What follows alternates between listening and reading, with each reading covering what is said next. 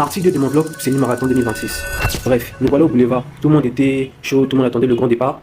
Et il y avait une ambiance de malade. Et comme toujours, mon pote et moi, on est en train de faire le petit Congo ça. Et là, on voit un de nos potes, on prend quelques photos. À 11h06 précisément, le président a lancé le départ et là, c'est parti. J'étais super motivé, j'avais la force, j'étais chaud.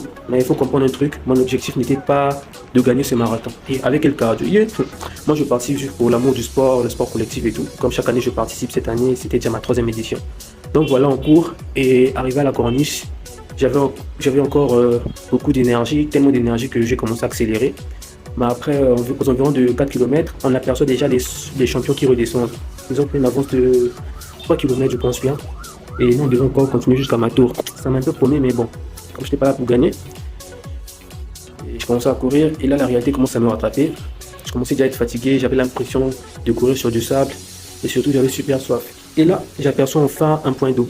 Ah, cristal, l'eau, c'est la vie. Et à ce moment-là, je voyais le cristal comme un trésor. Et voilà, après, j'ai continué à courir et j'arrive à faire 5 km. Il restait environ encore 21 km. Bon, comme cette année, mon objectif, ce n'était pas d'être champion, mais au moins d'être le meilleur basketteur arrivé sur la ligne d'arrivée. Parce que, bon, voilà. Mais je ne vais quand même pas laisser les gens me dépasser, j'ai continué à accélérer et tout. À un moment, j'ai même vu une dame qui était fatiguée, je lui ai donné un bonbon pour qu'elle puisse se ravitailler. Et là, elle se met aussitôt à courir. Et je me suis dit, ah ouais, le bonbon a fait son travail. Bon, je cours au même niveau que la moto, ça va m'aider. Le policier roulait pratiquement au même rythme que moi. Et là, je continue à dire, allez, allez. Et puis, au bout d'un moment, il a accéléré, il m'a laissé. Et là, arrivé devant, il me dit que je suis trop lent. Et pour moi, là, dans ma tête, je me dis, bon, je dois créer quelque chose. Je dois faire comme si j'étais poursuivi par un animal féroce. Donc, j'ai commencé à courir comme un malade. De l'autre côté, mon pote Diallo était très fatigué, mais il était obligé de courir parce qu'il était poursuivi par des cochons. Oui, oui. Ouais, les gars, vous voyez Diallo. Après, on me donne de la pastèque et franchement, la pastèque m'a blessé. La pastèque m'a donné de l'énergie. Mais après quelques temps, mes pieds ont commencé à chauffer. J'avais l'impression de courir sur du volcan. Et après tout ça, il fallait continuer. Mais vraiment, on a beaucoup de souffrance, on a beaucoup eu la tort. On a souffert. On a tellement souffert maintenant. On s'en manie. C'est lui qui place à la place.